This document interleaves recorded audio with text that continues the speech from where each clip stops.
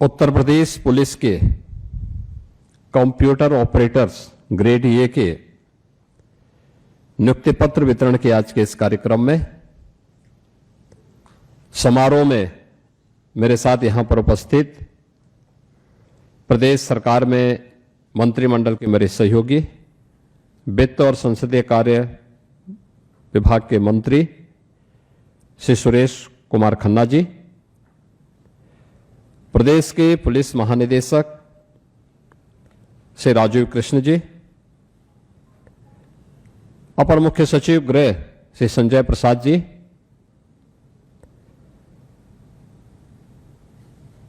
Police महानिदेशक स्तर के हमारे सभी अधिकारीगण, अपर पुलिस महानिदेशक स्तर के सभी उपस्थित अधिकारीगण, नवनियुक्त कंप्यूटर ऑपरेटर्स, उनके अभिभावकगण और उपस्थित बहनों और भाइयों, मैं सबसे पहले उत्तर प्रदेश पुलिस बल में कंप्यूटर ऑपरेटर ग्रेड ए की इस भर्ती की प्रक्रिया के साथ जुड़ने और आपके एक सफलतापूर्वक चयन की इस प्रक्रिया के उपरांत नियुक्ति पत्र वितरण के आज के इस कार्यक्रम के अवसर पर आप सभी को मैं हृदय से बधाई देता हूं। उत्तर प्रदेश पुलिस भर्ती और प्रोन्नत बोर्ड के अध्यक्ष और उनकी पूरी टीम को इस पारदर्शी और निष्पक्ष भर्ती की प्रक्रिया को ससमय पूरा करने के लिए हृदय से धन्यवाद भी देता हूं। हम सब जानते हैं कि उत्तर प्रदेश पुलिस आज पूरे देश के अंदर अपनी एक नई पहचान बनाई है। ये केवल अपनी संख्या बल के आधार पर नहीं, बल्कि सबसे बड़ी आबादी के राज्य होने के साथ ही पिछले 9 वर्ष में आदरणीय प्रधानमंत्री मोदी जी के मार्गदर्शन और नेतृत्व में जो उनकी अपेक्षाएं थी, सुशासन के लक्ष्यों को प्राप्त करने के लिए उत्तर प्रदेश पुलिस बल ने उन लक्ष्यों को प्राप्त करने की दिशा में जिस त्वरित गति से 9 वर्ष के अंदर कार्य किया, आज वह देश के अंदर एक मॉडल पुलिसिंग का उदाहरण बना है और आप सभी लोग उस देश की सबसे बड़ी सिविल पुलिस का पार्ट बन रहे हैं। उसको स्मार्ट पुलिसिंग के रूप में, एक डिजिटल वॉरियर के रूप में आप सबकी बड़ी भूमिका होने जा रही है। इसके लिए आप सभी का मैं अभिनंदन करते हुए आप सबको मैं बधाई भी देता हूं। –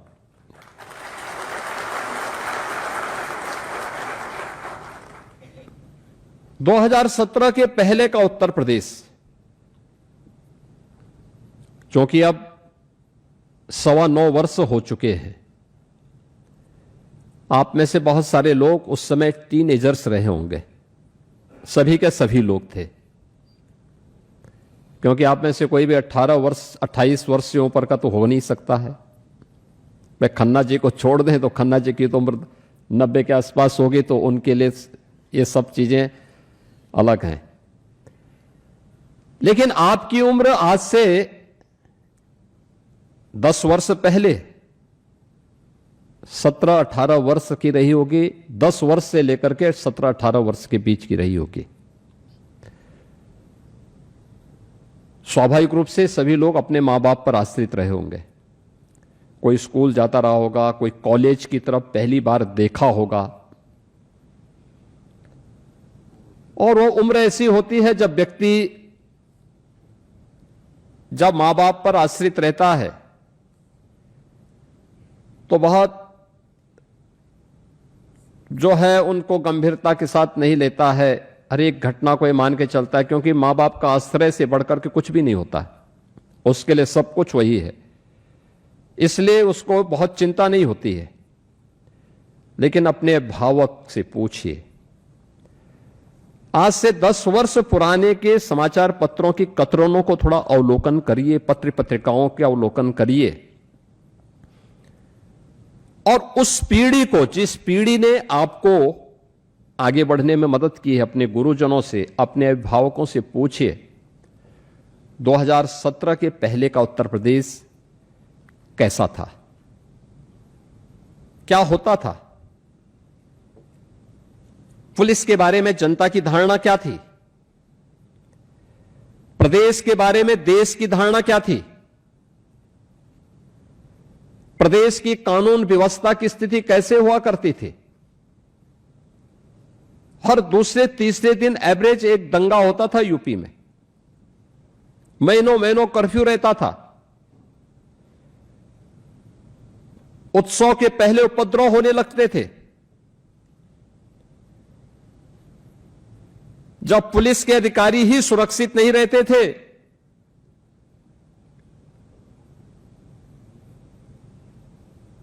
मुरादाबाद में आपने देखा होगा, हमारे डीआईजी स्तर के एक अधिकारी को उपद्रवियों ने घेर करके मारा था।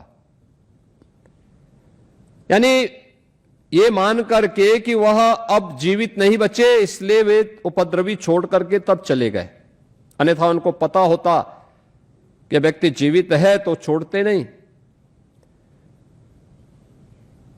जब पुलिस अधिकारी ही सुरक्षित नहीं है, एक सीट यानी डायरेक्ट आईपीएस अधिकारी जो डीआईजी के रूप में काम कर रहा है, अपनी सेवाएं दे रहा है, जब वो सुरक्षित नहीं था, कैसे अनुमान कर सकते हैं आप कि एक सामान्य नागरिक, एक महिला, एक बेटी, एक बहन, एक व्यापारी ये सुरक्षित रहता? एक कल्पना थी, यूपी के लिए कल्पना थी। उत्तर प्रदेश जैसे राज्य के लिए लोगों ने इस पर कल्पना करनी भी बंद कर दी थी कि यह कभी हो पाएगा यूपी में।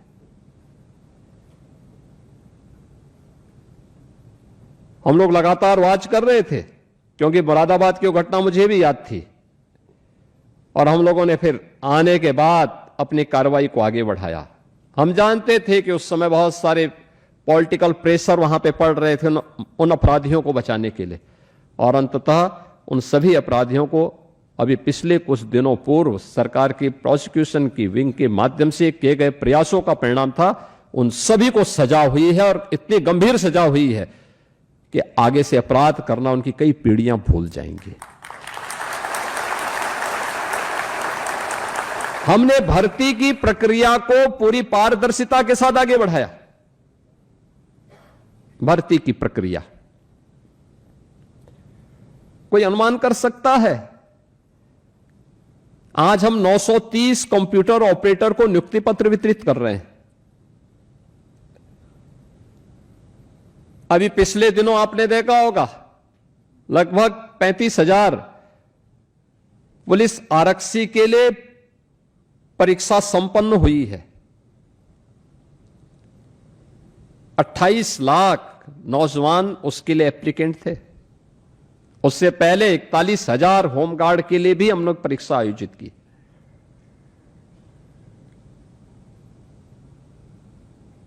पिछले 9 वर्ष में 2.25 लाख पुलिस कार्मिकों की भर्ती हुई है अलग अलग स्टेजेस में, और ये सभी प्रक्रिया पूरी ट्रांसपेरेंसी रही, कोई सिफारिश नहीं,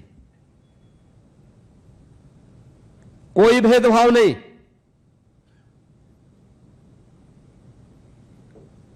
कानून का राज स्थापित करने के लिए, सुशासन के उन लक्ष्यों को प्राप्त करने के लिए आवश्यक है शुरुआत यहां से हो, यहां से शुरुआत हो, और फिर ट्रेनिंग की कार्रवाई को आगे बढ़ाना। मुझे याद है 17 में जब सरकार बनी थी,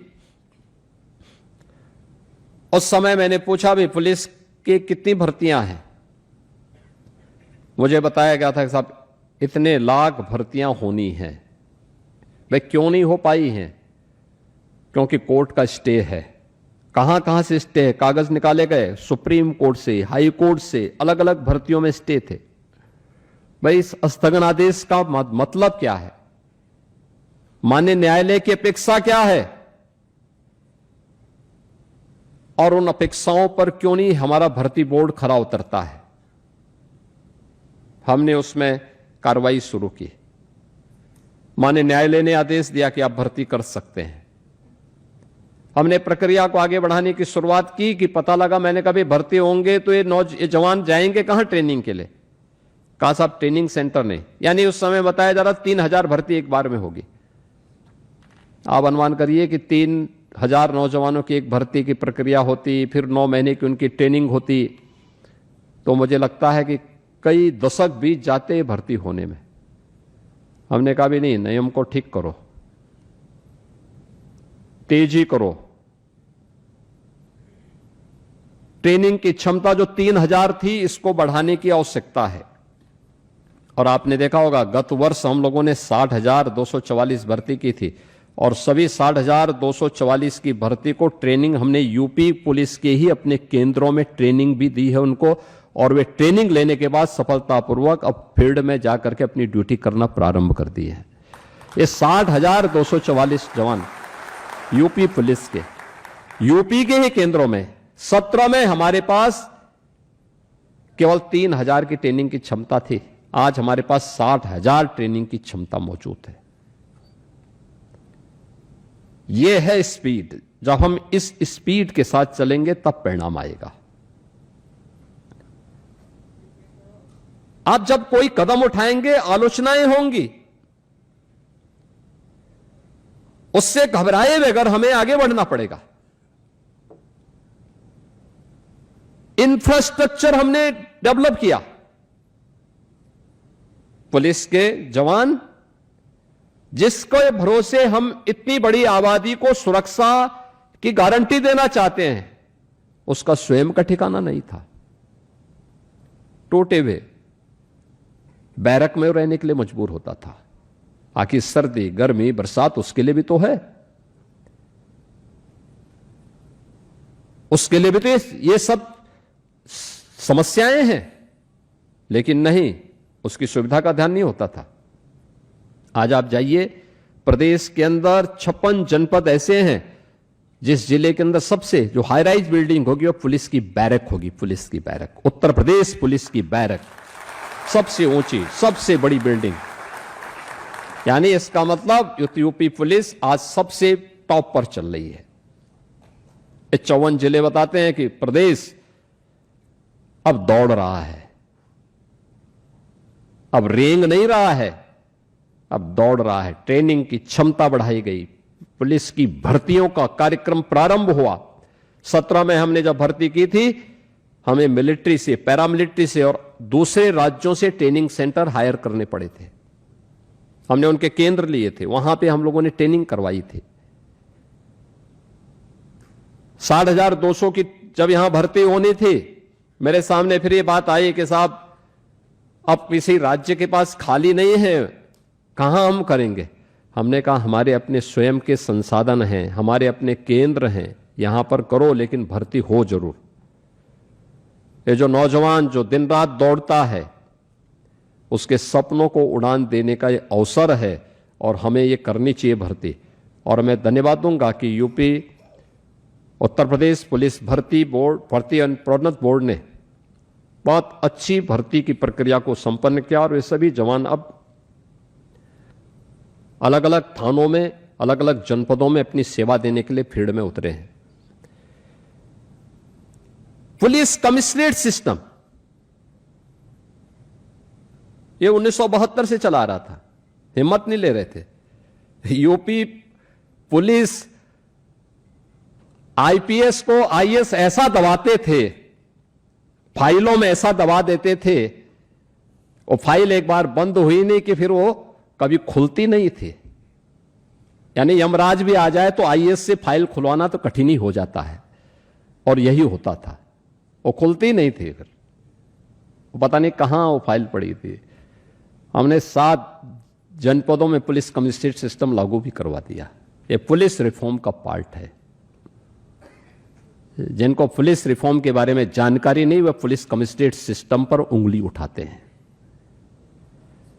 जिनको पुलिसिंग की कोई जानकारी नहीं, वे उंगली उठाते हैं। कमिश्नरेट सिस्टम पर वे कटघरे में खड़ा करने का प्रयास करते हैं। ये वे लोग हैं जिनको आम नागरिक की सुविधा और उनकी सुरक्षा की चिंता नहीं। लेकिन यह किया गया, अवस्थापना सुविधाओं का विकास किया गया। उत्तर प्रदेश पुलिस में फॉरेंसिक लैब 4 थी, 75 जनपद, 25 करोड़ की आबादी। हमने उसको बढ़ाने का काम किया। आज मुझे प्रसन्नता है, 12 फॉरेंसिक लैब्स हमारे पास हैं। उत्तर प्रदेश पुलिस के पास अपना फॉरेंसिक इंस्टीट्यूट भी है। और अब तो हर जनपद में उत्तर प्रदेश पुलिस ने 6 अन्य ये ग्रेड की लैब भी बन रही हैं। साथ साथ हर जनपद में मोबाइल फॉरेंसिक वैन भी मौजूद हैं। हर जनपद में, बड़े जनपद में 3, छोटे जनपद में 2। अगर ये सब तैयारी पहले से नहीं होती तो 3 नए कानून को हम प्रभावी ढंग से लागू कर ही नहीं पाते। साइबर सिक्योरिटी का एक थाना था यूपी के अंदर, आज हर जिले में सभी 75 जनपदों में साइबर सिक्योरिटी से जो साइबर थाना भी मौजूद है और हर थाने में साइबर हेल्प डेस्क भी है। बहुत सारे मामले आ रहे हैं इस फील्ड से जुड़े हुए, साइबर फ्रॉड से जुड़े हुए मामले ढेर सारे। ये प्रयास करने से होता है और उत्तर प्रदेश पुलिस ने समय का उपयोग किया, काल चक्र के साथ उस प्रवाह को अपने ऊपर हावी नहीं होने दिया, बल्कि उस प्रवाह को अपने साथ लेकर के चली। तो उत्तर प्रदेश पुलिस आज देश के अंदर निखर गई है। अब उत्तर प्रदेश पुलिस पर कोई उंगली नहीं उठाता, लेकिन काल चक्र की प्रवाह के बगैर जो व्यक्ति अनिर्णय का शिकार होता है वह कटघरे में भी खड़ा होता है और अंततः बिखर जाता है। हमने अपने कार्य पद्धति के माध्यम से जहां पे कार्य दिया जा रहा है, मैंने आपको कहा ना कि आप यूपी पुलिस के स्मार्ट पुलिसिंग की जो परिकल्पना है, उसके डिजिटल वॉरियर के रूप में आपकी बहुत बड़ी भूमिका होने जा रही है और उस भूमिका का हिस्सा बनने के लिए आप सबको अपने आप को तैयार करना है।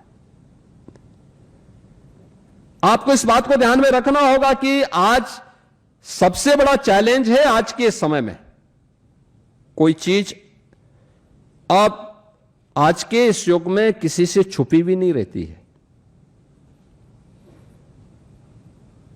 पहले नौकरी के लिए आप बाहर जाते थे, यूपी में तो नौकरी थी नहीं, यूपी के बाहर नौकरी करने के लिए जाते थे, वहां पहचान का संकट अलग था। पहचान आप बोल ही नहीं सकते थे साहब मैं उत्तर प्रदेश का रहने वाला हूं, नहीं बोल सकते थे, क्योंकि बोलते तो अगर आप उस योग्य हैं भी तो पहले ही आप उसके लिए इनएलिजिबल हो जाते हैं। और मैं मानता हूं आज आपको अपने ही राज्य में, अपने ही जनपद में नौकरी की संभावना आज आपके लिए मजबूत हुई है। साथ साथ अगर आपको लगता है कि कोई अच्छी अपॉर्चुनिटी बाहर भी है, वहां भी जाएंगे तो वहां पर आपको अब कोई मना नहीं कर सकता, वहां भी आपके सामने अवसर है। हमने प्रदेश के अंदर जो ट्रांसपेरेंसी लाने का कार्य किया भर्ती आयोगों में, बोर्डों में, उसके परिणाम आए हैं। हमने 9 लाख से अधिक तो केवल सरकारी नौकरी दी है।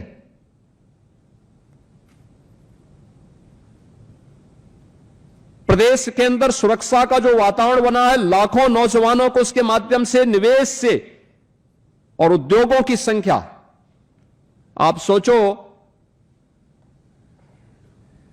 कि यूपी के अंदर कुल 14,000 बड़े कारखाने थे, कुल 14,000, इतनी बड़ी आबादी का राज्य। एमएसएमई लगभग बंद हो गया था। आज हमारे पास बड़े कारखानों की संख्या इन 9 वर्ष में 32,000 से अधिक हुई है। 32,000 बड़े कारखाने स्थापित हुए हैं, लाखों नौजवानों को यहां नौकरी मिली है और 96 लाख एमएसएमई यूनिट में फिर से पुनर्जीवित होकर के रोजगार के नए अवसरों को सृजित किया है। आज यूपी का व्यक्ति यूपी के अंदर कार्य प्राप्त कर सकता है, उसकी रुचि के अनुसार उसे कार्य प्राप्त हो सकता है। प्रयास से होता है, सुरक्षा का बेहतर वातावरण देने से होता है, बिना भेदभाव के हर एक व्यक्ति को सुरक्षा। अब दंगा नहीं होता है, अब महीनों कर्फ्यू नहीं रहता है। पिछले 9 वर्ष से कर्फ्यू कहीं यूपी में नहीं लगा। अब यूपी में पर्व और त्योहार के पहले लोगों में निराशा और हताशा नहीं आती है। पर्व और त्योहार के पहले एक उत्साह का वातावरण होता है, अपनी खुशियां को लोग बांटते हैं। सुशासन के लक्ष्यों को प्राप्त किया जा सकता है अगर सुरक्षा का बेहतर वातावरण हो, और सुरक्षा के उस बेहतर वातावरण का ही परिणाम है कि एक बेहतरीन सुरक्षित वातावरण में अर्थव्यवस्था भी उतनी तेजी के साथ आगे बढ़ती है। हमने पिछले 9 वर्ष में उत्तर प्रदेश की अर्थव्यवस्था को 3 गुना करने में सफलता प्राप्त की है। 3 गुना, प्रति व्यक्ति आय 3 गुना से अधिक बढ़ी है। अब उत्तर प्रदेश में हर व्यक्ति आना चाहता है, हर एक सेक्टर में आना चाहता है, और इस बदले हुए इस परिवेश में आपको कार्य करने का अवसर प्राप्त हो रहा है। आपकी पीढ़ी सौभाग्यशाली है कि आपने बदले हुए उत्तर प्रदेश में दुनिया के सबसे बड़े सिविल पुलिस का आप हिस्सा बनने जा रहे हैं। उसके कंप्यूटर ऑपरेटर में उस यूपी पुलिस को स्मार्ट पुलिसिंग के साथ जोड़ने के साथ ही उसके डिजिटल वॉरियर के रूप में आप अपनी भूमिका का निर्वहन करने जा रहे हैं। आपको इस पूरी प्रक्रिया में, भर्ती की प्रक्रिया में भाग लेने से लेकर के परिणाम आने और आज नियुक्ति पत्र वितरण होने, इसके बाद 6 महीने की ट्रेनिंग के साथ ही जब आप अपने अपने कार्य क्षेत्र में काम करने के लिए जाएंगे, किसी भी स्तर पर सिफारिश करने की नौबत नहीं आएगी, किसी भी स्तर पर नहीं। मेरिट, हर एक स्तर पर मेरिट देखी जाएगी, उस मेरिट के अनुसार आगे बढ़ने की तैयारी। और ये सभी कार्य हमें स्मूथली आगे बढ़ाने चाहिए। जब किसी भी स्तर पर कोई भी किसी भी प्रकार का भेदभाव नहीं है, तो फिर शासन भी आपसे अपेक्षा रखेगा कि उतनी ही ईमानदारी के साथ, उतनी ही गरिमापूर्ण तरीके से आप जिस दायित्व का निर्वहन करेंगे, जो दायित्व आपको सौंपा जाएगा, एक कंप्यूटर ऑपरेटर के रूप में उस दायित्व को भी उतनी ही स्पीड के साथ आपको आगे बढ़ाना है। अनावश्यक पेंडेंसी समाप्त होनी चाहिए, टालने की प्रवृत्ति बंद होनी चाहिए। अगर हम भी टाले होते पिछली सरकारों की तरह, अरे साहब हो जाएगा ना, ये अगले दिन काम हो जाएगा, अगले दिन के लिए हम भी छोड़े होते तो ये भर्तियां नहीं हो पाती, ये 2.25 लाख अकेले उत्तर प्रदेश पुलिस में नहीं हो पाती, अवस्थापना सुविधाओं का विकास नहीं हो पाया होता, ट्रेनिंग सेंटर इतने बड़ी संख्या में नहीं विकसित हो पाए होते, यूपी पुलिस के द्वारा जो कदम अलग अलग फील्ड में उठाए गए ये सब नहीं हो पाए होते। हर एक क्षेत्र ने कुछ ना कुछ नया किया है और उसके परिणाम आज सामने आए हैं। यूपी अब बेमारू राज्य नहीं है, देश की इकोनॉमी का एक ग्रोथ इंजन बनकर के देश के टॉप 3 इकोनॉमी में यूपी का नाम भी आता है। आज हर एक स्तर पर यूपी को सम्मान मिलता है। तो हम भी उस राज्य के निवासी हैं जो देश की अर्थव्यवस्था में अपना योगदान दे रहा है। अब भारत सरकार की कोई भी स्कीम आती है, यूपी नंबर 1 पर, अन्यथा नंबर 2 पर रहता है। बॉटम में नहीं रहता है, टॉप में रहता है, टॉप में। और उसी यूपी को उस पहचान दिलाने के लिए आप सबको कार्य करना है, अपने अपने फील्ड में रह करके।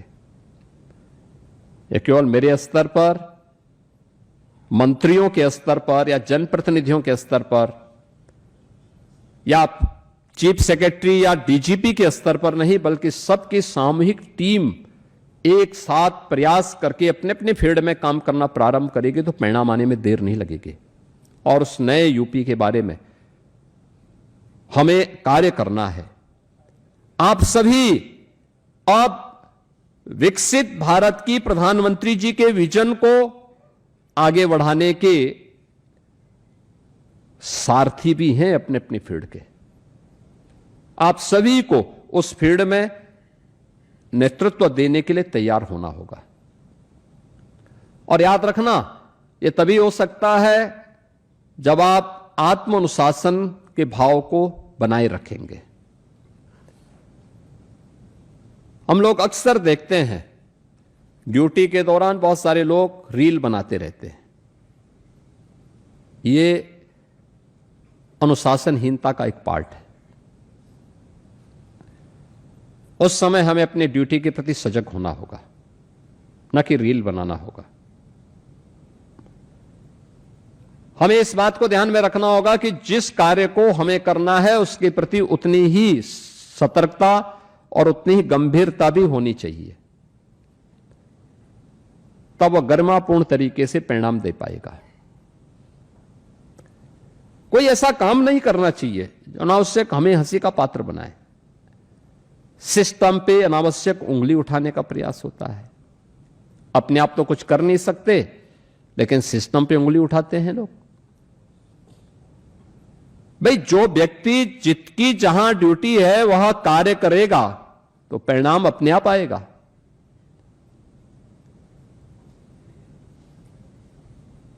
और उस परिणाम को लाने के लिए उस टीम भाव के साथ हम सबको आगे बढ़ना होगा। मुझे विश्वास है कि जो 930 कंप्यूटर ऑपरेटर्स आज यहां पर नियुक्ति पत्र प्राप्त कर रहे हैं, अगले 6 महीने के अंदर आपकी सफलतम ट्रेनिंग के उपरांत आप जब अपने कार्य क्षेत्र में जाएंगे तो उसमें जो बेहतरीन होगा, जो सबसे अच्छा होगा, वह करने का प्रयास करेंगे। आधुनिक तकनीक की जानकारी आपके पास होनी चाहिए। यूपी पुलिस से जुड़े हुए उन सभी एप्लीकेशंस की पूरी जानकारी आपके पास होनी चाहिए। और इस क्षेत्र में हमें किन सुरक्षा मानकों को ध्यान में रख करके कार्य करना है, इन सब बातों को आप ध्यान में रख करके अपना अच्छा परफॉर्मेंस करेंगे। इस विश्वास के साथ मैं आज के इस अवसर पर नियुक्ति पत्र प्राप्त करने वाले सभी कंप्यूटर ऑपरेटर्स को मैं हृदय से बधाई देता हूं, अपनी शुभकामनाएं देता हूं और विश्वास करता हूं कि उतनी ही पारदर्शिता और निष्पक्षता के साथ आप अपने विभाग के साथ और राज्य के साथ और देश के साथ आप भी न्याय करने के लिए अपने आप को तैयार करेंगे। आप सबके प्रति मेरी मंगलमय शुभकामनाएं हैं। धन्यवाद। जय हिंद।